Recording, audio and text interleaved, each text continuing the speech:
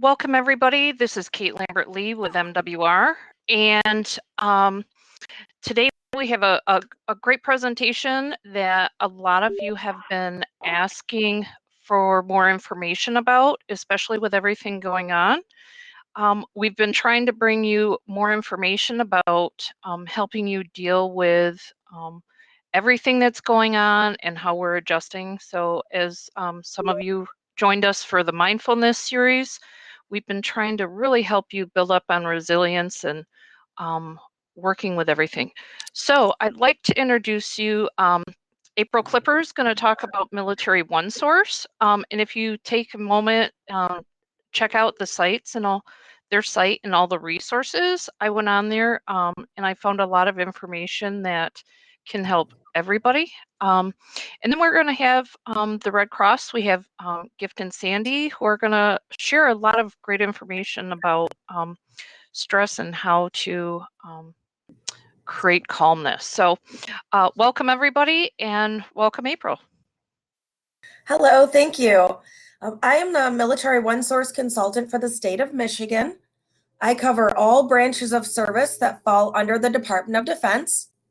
And we'll talk a little bit about how the DoD civilians fall into that.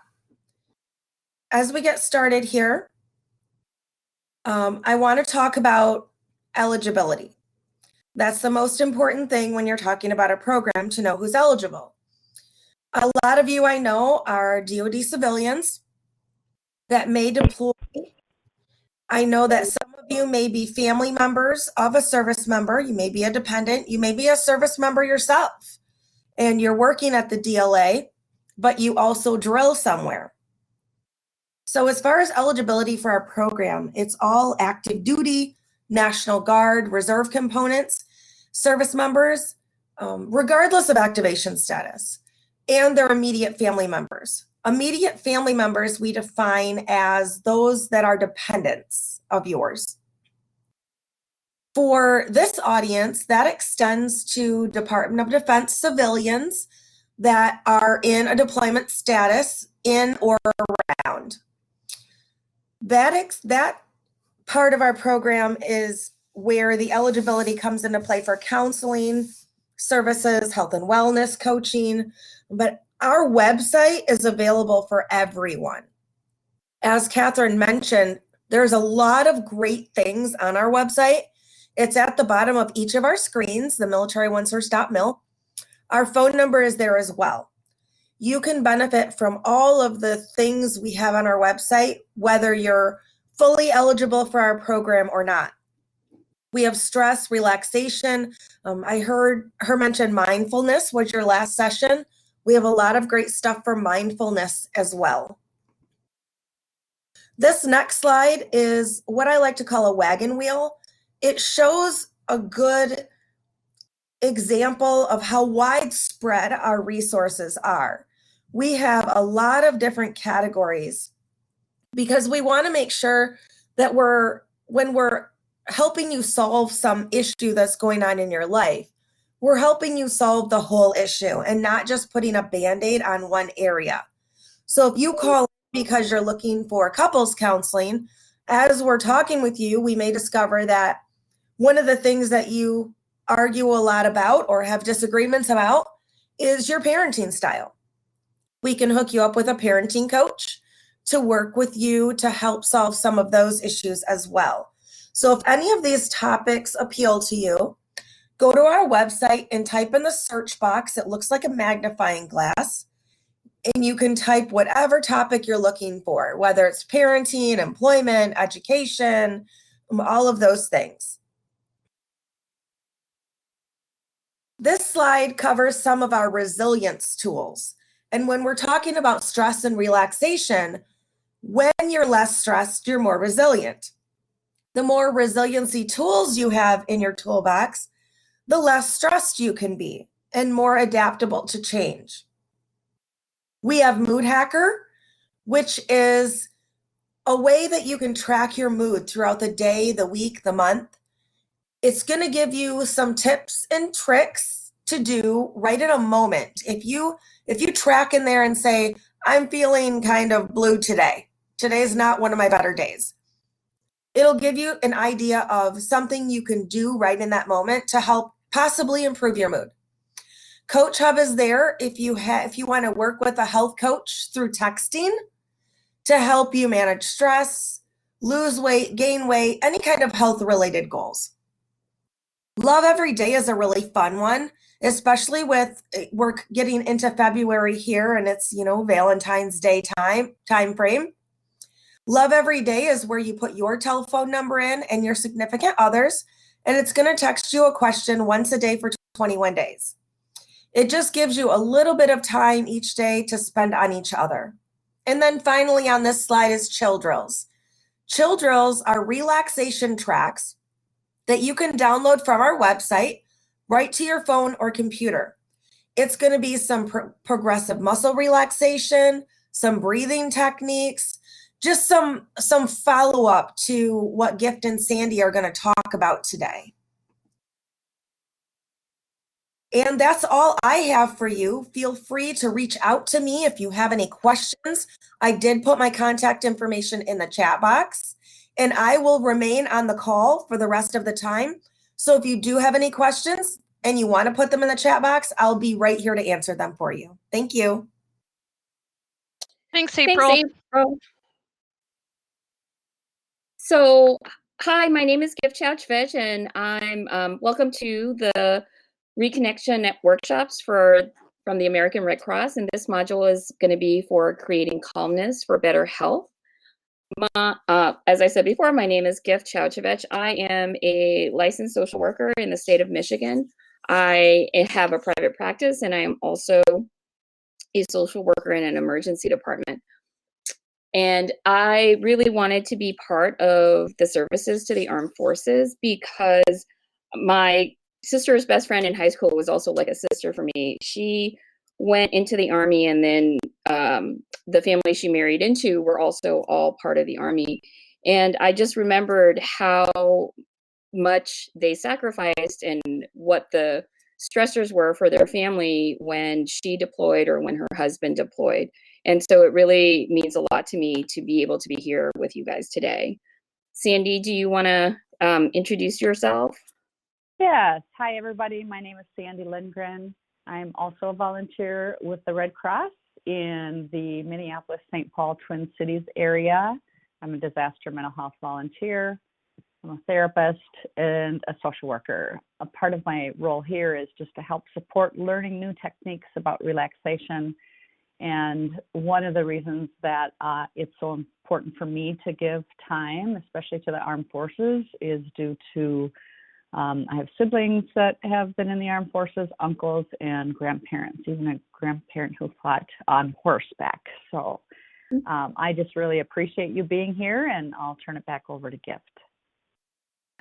So, normally these are held in person, but since this is COVID times, we're doing it virtually. So if you guys feel comfortable speaking or writing in the chat box, if you want to let us know who you are and what are some of the things that you hope to learn during this module, we'd love to know what your interests are.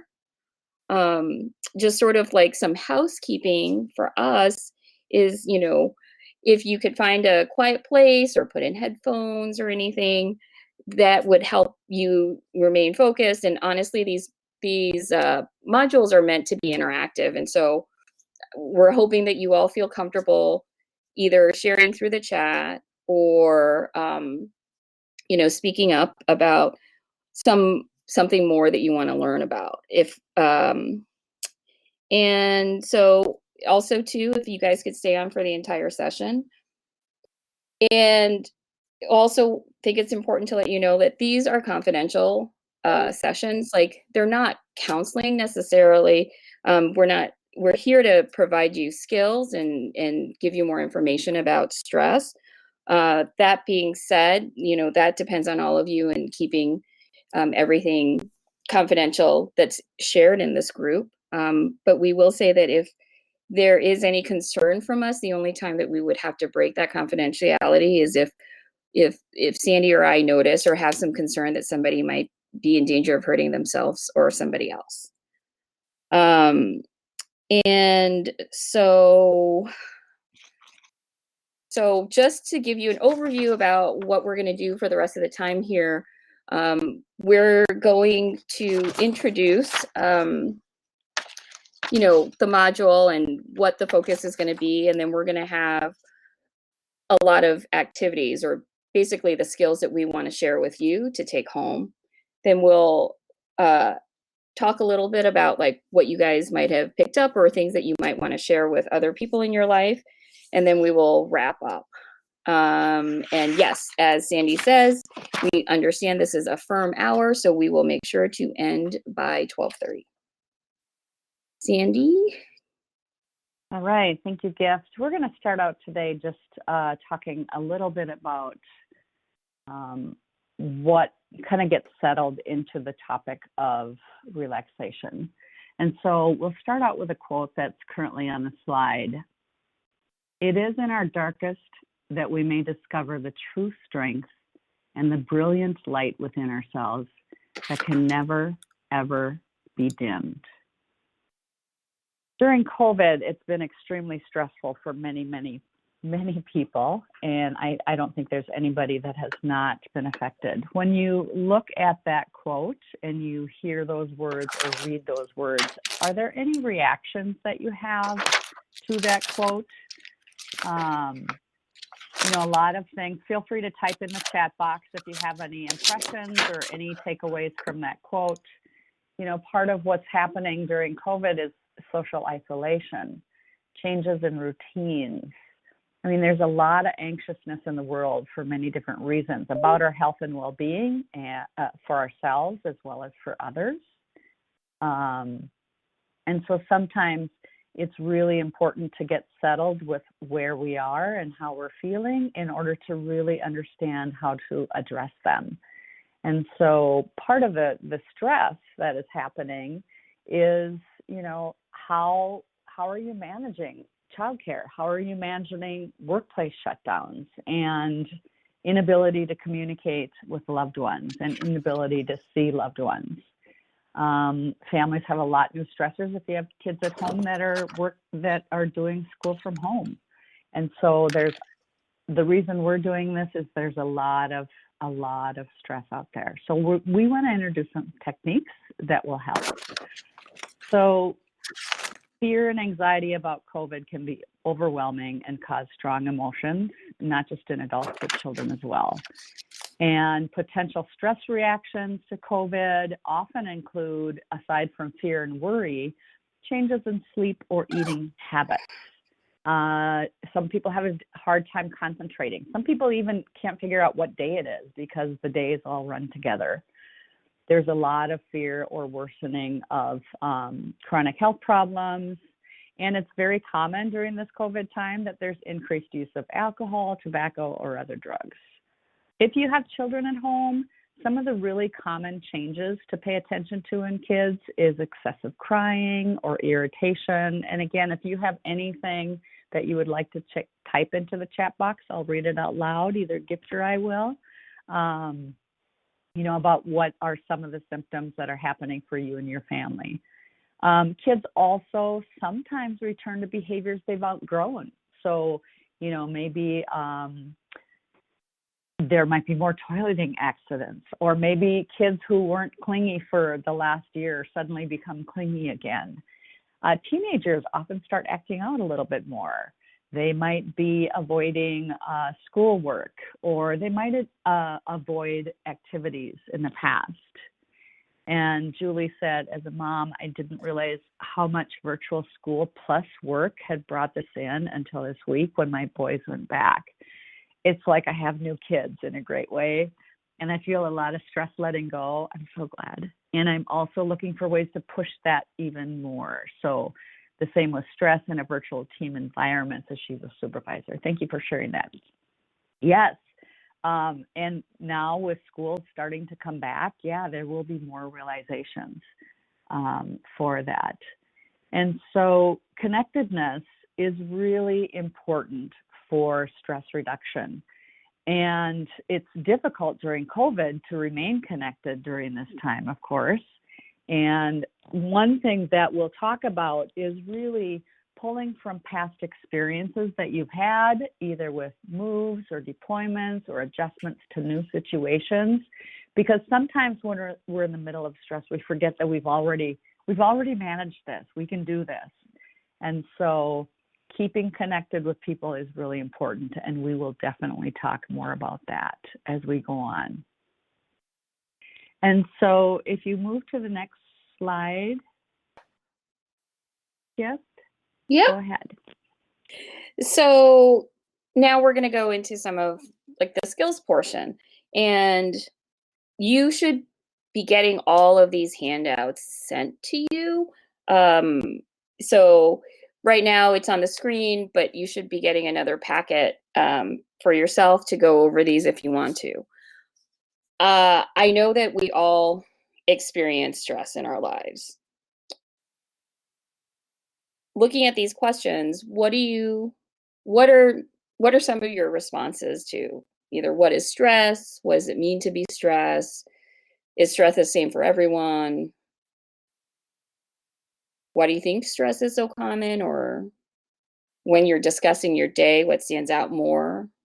The things that went well or things that didn't go well? And I guess for me, I also wonder, like, do we need stress?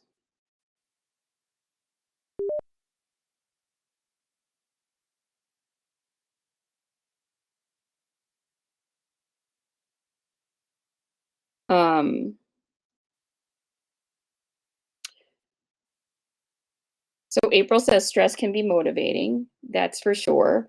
I think of deadlines and sometimes the procrastination that goes into it, and how that can really sort of light a fire under you to get things going. And so we do need stress. It's a natural part of our lives, and our bodies have ways of responding in stress to protect us. Stress responses are useful when we face challenges or threats and are part of our body's natural defense systems. We have too little stress, we tend to lack motivation, and with too much stress, then we can feel overwhelmed and then become ineffective. Stress is common, and so symptoms include feeling nervous, anxious, irritable, angry, and fatigued. Stress can also severely impact sleep. And this is especially true when we're facing highly stressful events. Like, I know that if I'm worried about something that I'm doing the next day, or I'm anxious about it, I have a harder time either getting to sleep or staying asleep. And so ideally what happens is like we face a stressful situation and then we go back, and so our bodies return to normal. But in some situations, the stress can feel like it's ongoing.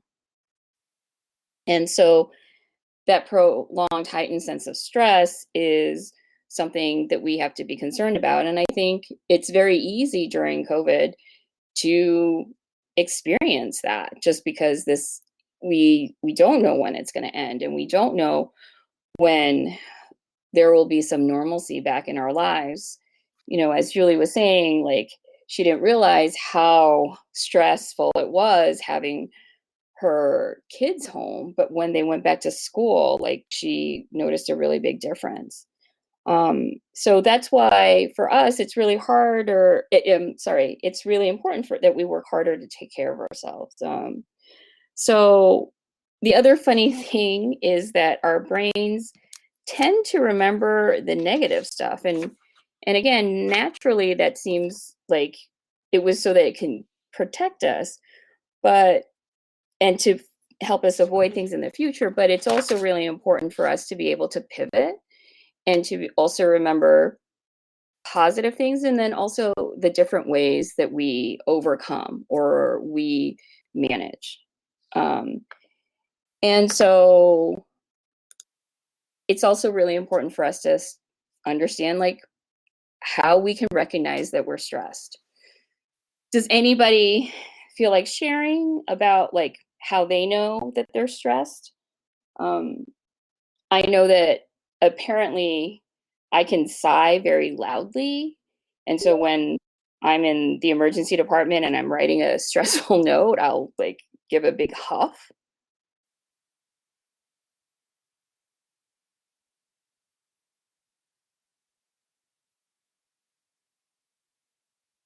I also notice that in my upper body, I can start feeling very tense, and I say that my shoulders end up at my ears.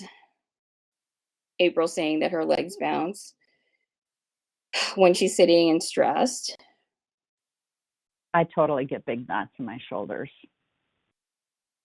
Yes, we can totally start snapping at people, absolutely get short with them. Language gets more colorful, that too. Yeah, And those are, those are the ways that we sort of like let off steam, right?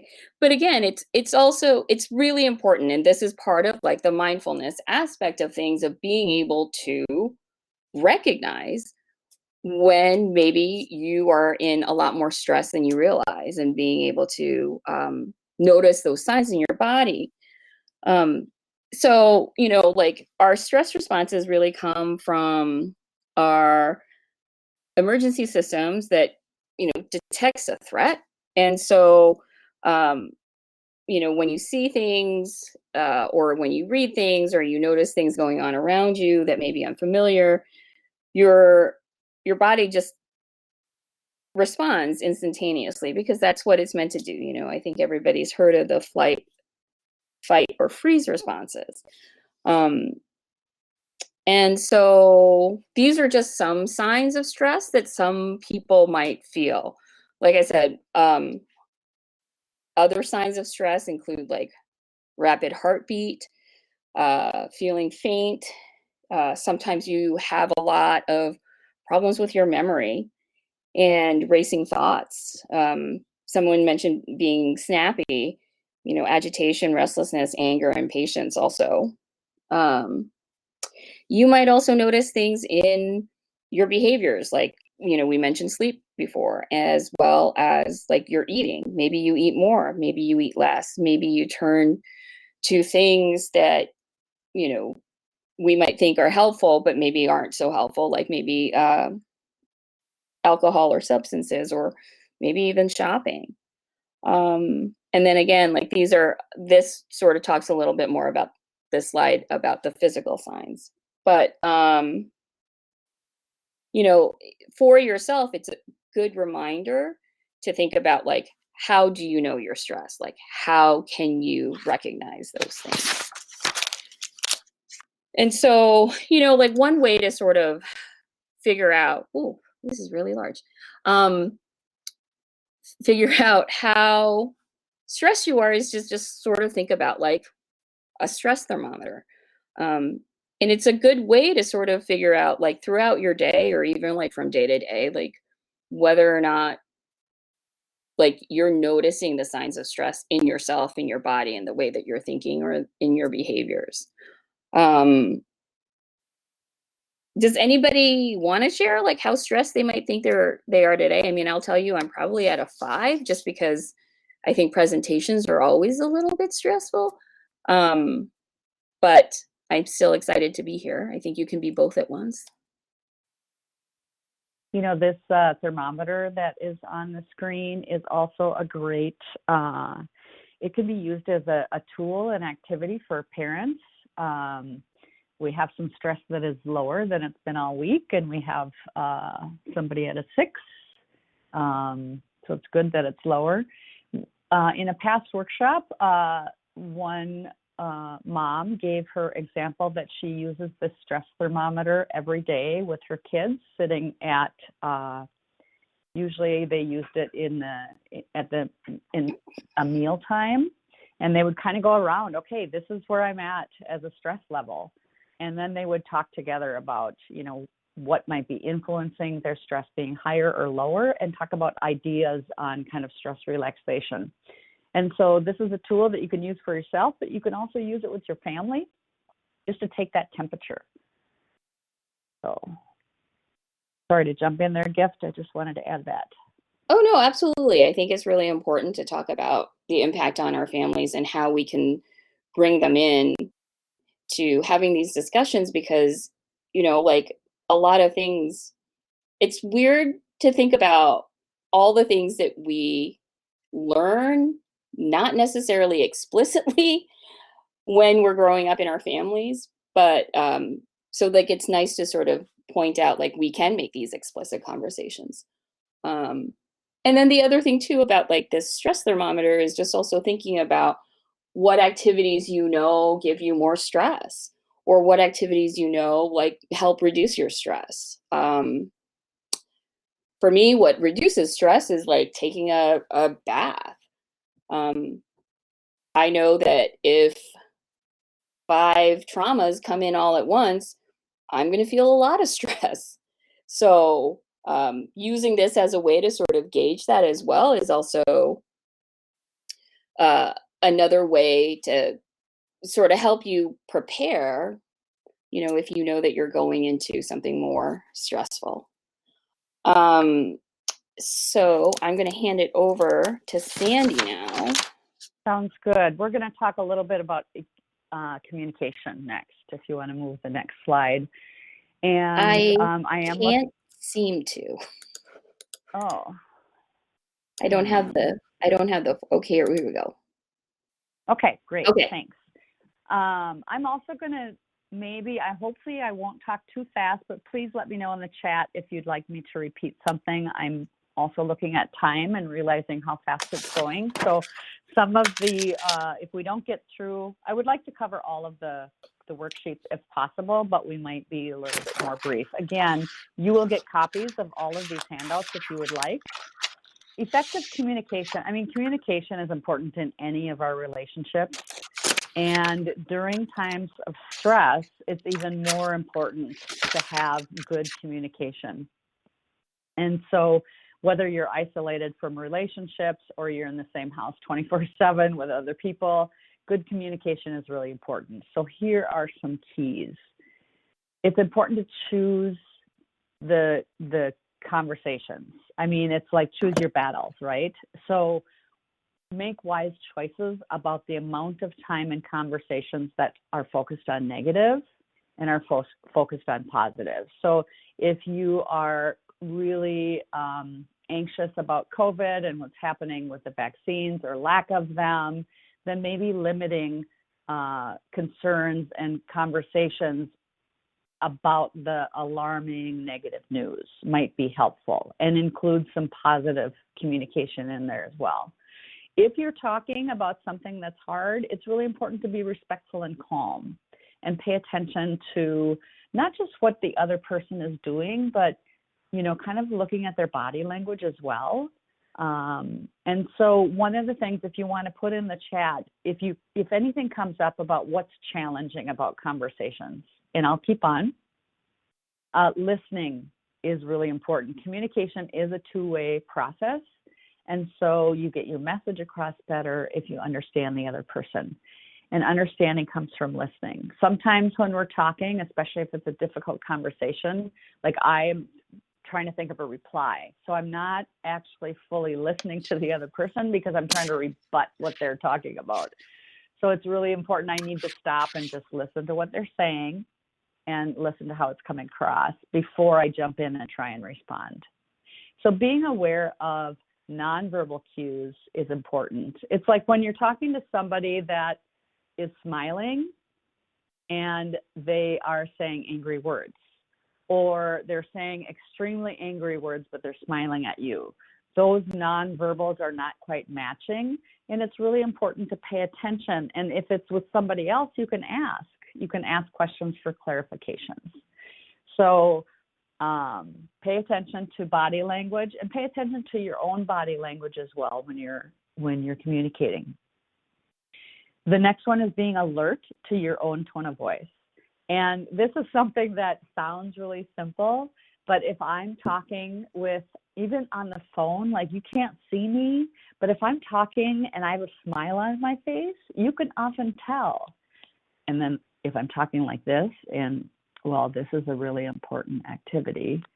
so I'm not as energetic. That makes a difference as well. So when you're talking with your family members, and especially when you're in conflict, pay attention to your own tone of voice, because you can say something that's hard to hear in a nice tone of voice, or you can say it in kind of a loud, brash tone of voice. And usually the listener will be more open to listening when the tone of voice is more calm. And then being kind. Often avoiding sarcasm and contempt is important because they come across really negative. And some people just generally really like sarcastic humor, and I do too, but there usually is a time and a place for sarcasm. And then silence. Silence is golden. Silence can be really important, and it's okay to have some quiet time. So communication basics include using I statements. Instead of you make me mad, it's when you don't pick up your dirty clothes on the floor, I feel like you're just expecting me to be your maid. So it's when you blank, I feel blank. So that's kind of a basic communication technique that's often helpful and will open up communication rather than shut down communication. So we're going to move to a quick relaxation technique. I want to teach a couple of these. And this is one that I think people would be glad they're not on camera, because some people are a little shy about doing this, but we're going to do a quick breathing exercise. So I want you to sit with your feet on the floor if you can, and try and sit up a little bit straighter, because that will help the breath move through your body. And it's also like here, I'll do an example, because breathing we do all the time. And sometimes we breathe, I mean, it's 24/7, right? But we forget that we're breathing until we realize we're not. And so we're going to do a quick experiment. I want everybody to make a really tight fist and hold it as tight as you can, and then let go. And take a few deep breaths, nice and slow. Usually when we're tense, we either stop our breathing or we quicken it up more, okay? So now what I want you to do is make another tight fist and also take some nice deep breaths.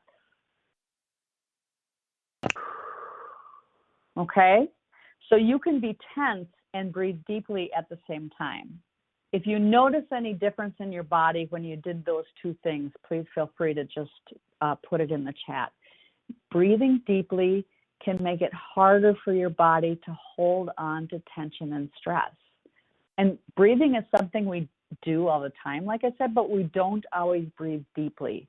When I talk about breathing deeply, it's a belly breath, right? And so as you're sitting, I want everybody to breathe out all of their air, and I'm going to talk you through it. So force all your air out and draw your belly in towards your spine. And now breathe in nice and slow. If you can, through your nose, and you want that, feel that air go up into your belly, right? And then slowly let it out.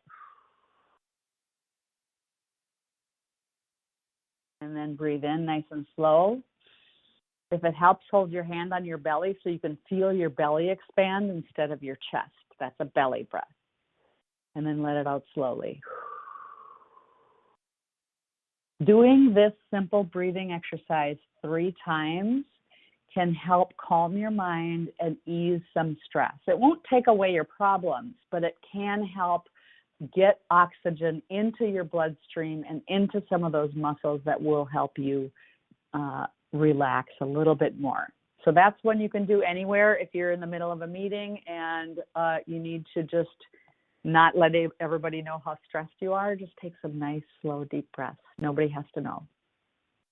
Okay, the next slide, we're going to do a quick exercise called the hand trace.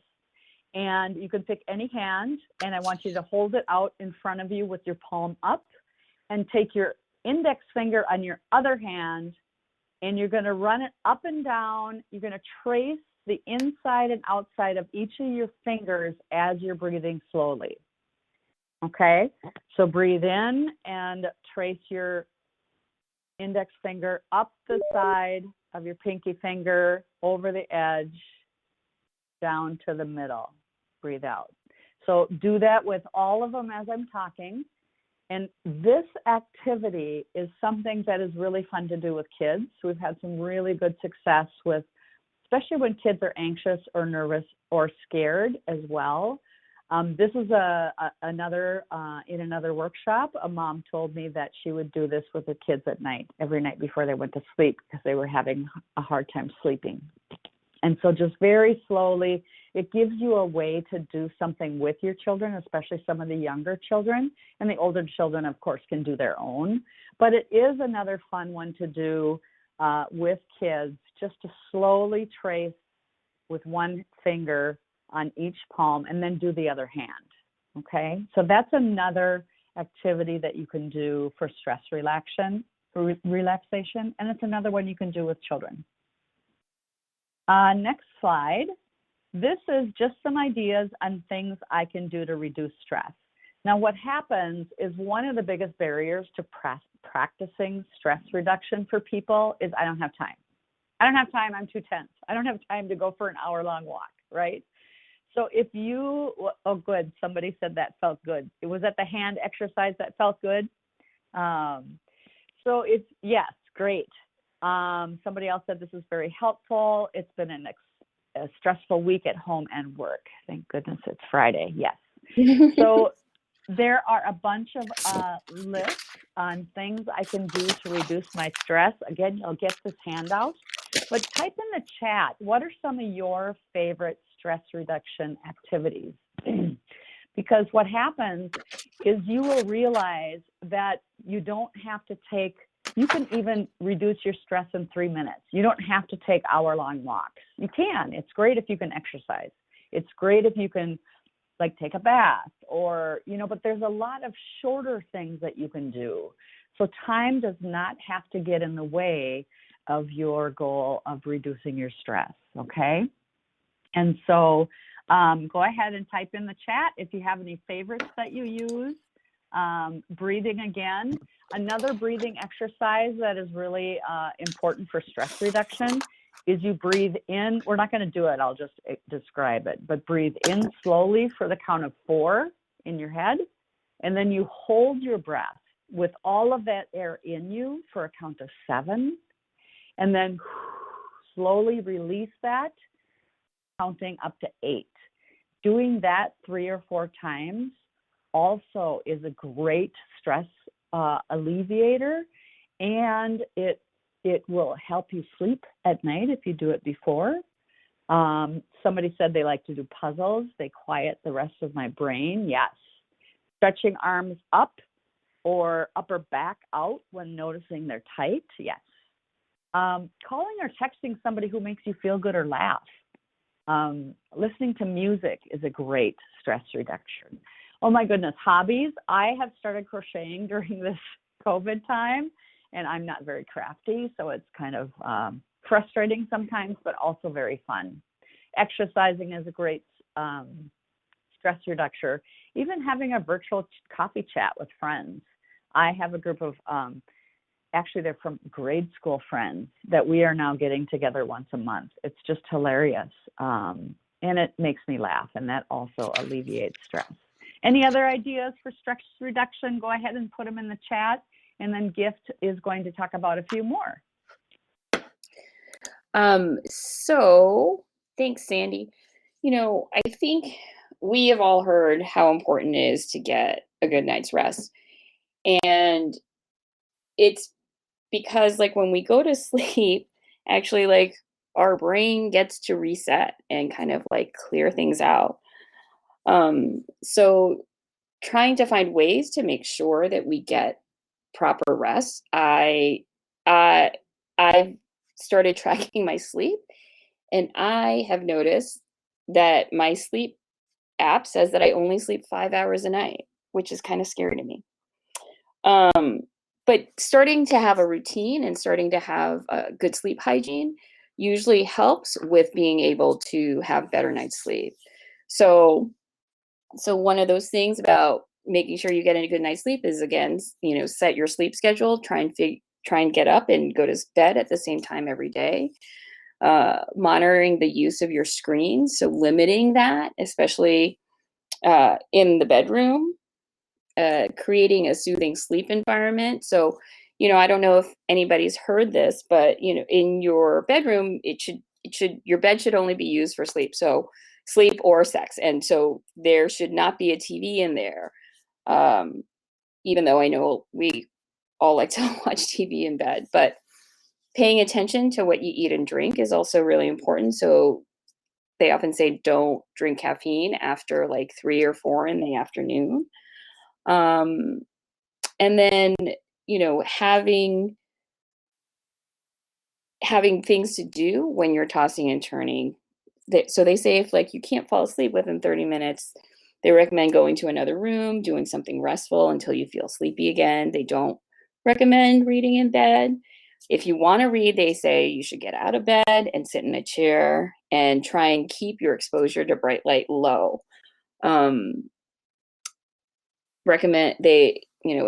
They also recommend not having a clock in your room to watch. So you're like watching it as you're trying to go to sleep, and avoiding naps if you're having trouble sleeping at night, which I think is hard when you work at home sometimes. And then even trying some progressive muscle relaxation exercises. A lot of these are available online, and I don't know if OneSource has it, but I'm sure they must have some of these programs available, and or listening to a guided meditation or visualization for relaxation. Another way, a simple way to soothe your stress is by using your 5 senses. I've heard people say that they really get a lot of rejuvenation when they go take a walk in nature. So during COVID, being outside even for a little bit was really, really important for them to feel the temperature, like notice the sun and notice everything that was going around them. So I want us to try a guided sensory activity right now. And if we could all sit as comfortable as possible, if you want to close your eyes or not, take a few slow, deep breaths and focus a minute on your surroundings. Take note of what you see. If there are things in your environment, what are their shapes, colors, and textures? And if you notice something specific, looking at it a little more closely and really focus on the shape, color, and texture. Then try and shift your focus into what you hear and what sounds do you hear. Does it help you focus on the sounds if you close your eyes? Do the sounds appear different now? And what is the loudest sound you hear or the quietest? Now focus on what you can smell. Is there an odor that stands out more than others? Is it strong or is it weak? Is it familiar or new? Is there anything else you notice about the smell? And slowly take 3 deep breaths and return your focus to the room.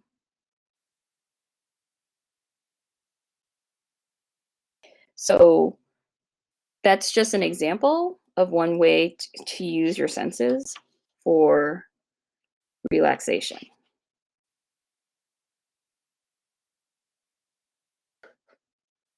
Sandy, I think you're next. Did you want to do the thinking, or would you like me to? Do you want to do, is it, yeah, the thinking one? Oh, wait, sorry. Sure. Yeah, so again, as we're talking about checking our thinking, it's really important for us to pay attention to what our thoughts are, because our thoughts definitely influence our feelings and our reaction. And so sometimes what happens is there's something that happened and we interpret a certain way, and then we react a certain way. And the event is the same, but depending upon how we think about that event makes a difference in how our response is. So it's all about taking a new perspective. Okay?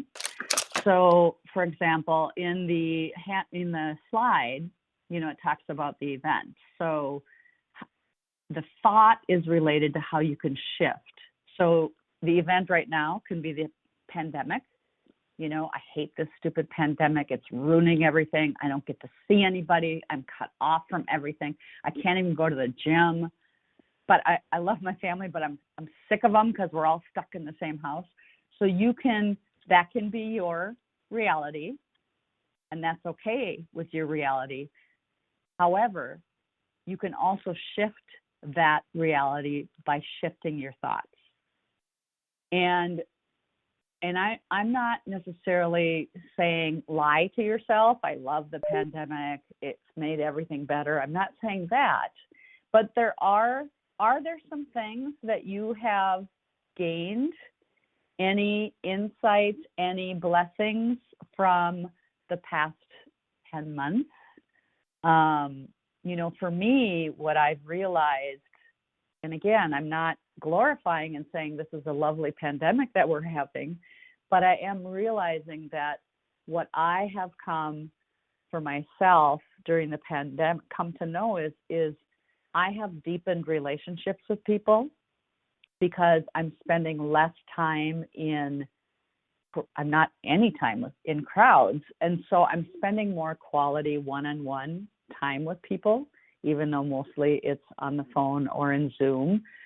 Sometimes it's been outside, when we've been, I'm in Minnesota, so right now it's a little chilly, but, so it's really how we interpret the event. And another example is, let's say for me, I see a snake and I just jump out of my skin. I don't like snakes that well, but I also know that there are different kinds of snakes. So what happens is I see a snake, I might jump or scream, and then I see it's a garter snake, and then I'm like, oh, well, that's just a garter snake. That's not going to do anything. And my heartbeat immediately calms. I get my breath back because my reaction is different because I've shifted my thoughts. So put in the chat if you have any ideas of anything positive that you can think of that you have gained from the last 10 months. Again, not saying that the pandemic is a fabulous thing, but are there some positives that have come through for you from this time? I also cleaned my house in a way that I would not have had time had I not been home and not going out and not doing activities and not meeting people. So there are things that have come from it. So I would like you to just kind of think about it, because then what we're going to do is also talk a teeny bit about gratitude. And Gift, if you want to switch to the next slide, gratitude is so powerful. So even in stressful times, like our current pandemic, there are positive things that occur, especially if we can kind of get away from the news, get outside, maybe cook together with family, or working on a puzzle. We can shift how we feel for brief moments. Sometimes the fresh air will help. Sometimes it's smelling flowers, stretching, as we talked about in the handout that says things that I can do to reduce stress. So stretching, walking, biking, and even just sitting and breathing for 3 minutes can help shift your mood and lower your stress level. So does anybody have anything that they can think of? I'd like you to try and think of one thing that you feel grateful for at this moment today. It can be anything. And just go ahead and type it in the chat box. What is one thing you are grateful for today? One thing that you appreciate? One thing that makes you feel good? Okay, my job. Yes, I also appreciate my job. The sun is shining right now, says Mary. Yep. And Julie, the sun is shining here. Kate, pets. Yes, my dog makes me laugh all the time. She's so silly. So pets, having pets can bring joy to your life. So taking time, it has been proven by research that thinking of things that you're grateful for can help your mood and can reduce stress. So you may or may not have noticed that there's a ton of gratitude journals around. People are talking about gratitude journals. What some families do, this was shared in another workshop on stress reduction. What the family did every morning is they started the morning with something they're grateful for, and then they ended their day as a family talking about something they were grateful for that happened during the day. And again, it doesn't have to be something huge. It could be the small, simple pleasures. Like I was so happy for warm blankets last night because it was chilly in my house, and I just snuggling under the blankets was just a delight. So taking time every day to think about what you're grateful for, to you can write it down or not, it doesn't matter. But some ideas for being grateful and for including gratitude in your life is writing it down every day. You could put it on your computer. You could put a sticky on your mirror. And if you create a habit of doing it every day, it'll become more and more frequent for you. Again, you can do this individually. You can do it as a family. You can do it during family meals. Are there any other thoughts or ideas about creating a daily routine for practicing gratitude that anybody can think of? And we have a few minutes, so I would invite you, if you would like to open your mic and either share something that you're grateful for, or if you have a question about any of the activities that we have went through today. We're winding up here. I just want to make sure and answer any questions that people have, or if you'd like us to go back and review something that we talked about. Are there any questions?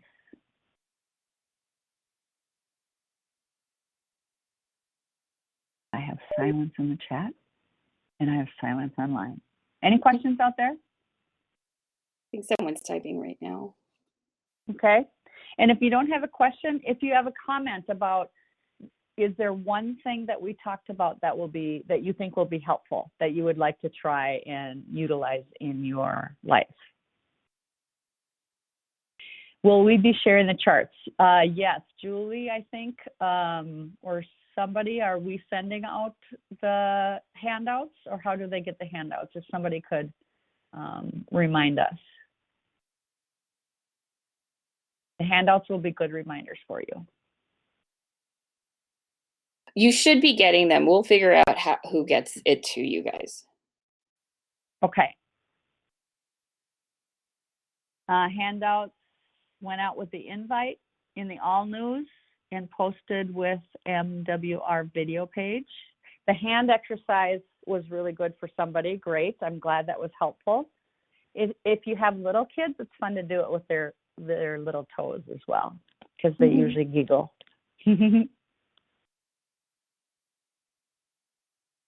What other takeaways that you think you might like to try, or something you found helpful today?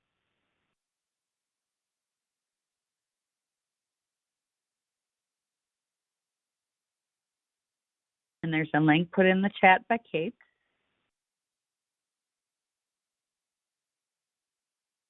The reminder of the power of gratitude was helpful for Beth. Thank you.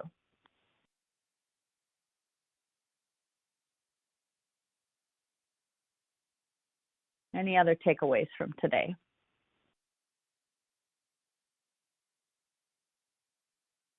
Choose So to easy to choose positive to change a mindset. Yeah. It is weird how you can kind of choose, even though the event doesn't change, the situation is the same, but you choose your interpretation of it changes your feeling. Yeah.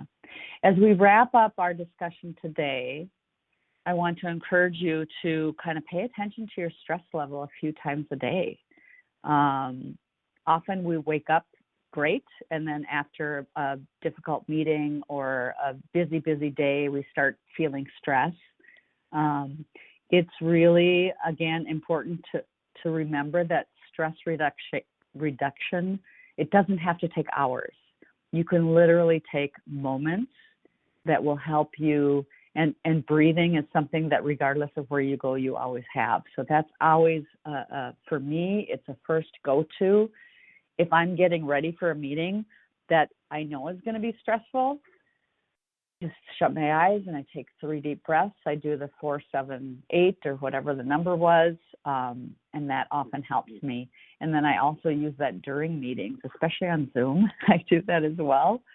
But you will get the handouts, and hopefully you will find some interesting patterns that you notice on which activities help you reduce your stress. And managing your stress will help you cope in healthier ways. Okay? Gift, is there anything that you would like to add? No. So, we're just, thank you so much for spending this hour with us. We really appreciate the time that you've given us. You should also be getting a feedback form for our presentation. This is really helpful to us because it lets us know what you found useful. And our regional director, I think, I've heard that she reads every single one of them. So if you take the time to fill it out, somebody will actually read them. And then this also helps us, Sandy and I, to improve. So, hopefully these, some of the skills that we shared today, either if they were refreshers or if they were new to you, they will be things in your toolbox as you go forward into this year to figure out ways for you to reduce your stress. And so again, thank you so much. And, it was a pleasure. Yes. Thank you, everybody, so much for your time today. Thank you, everybody, for joining us. And again, the handouts went out beforehand to in the invite in the All News. It's also at that link, but if you want it emailed, email us at mwrbattlecreek@dla.mil. And I also will put the survey once I receive it on the MWR video page.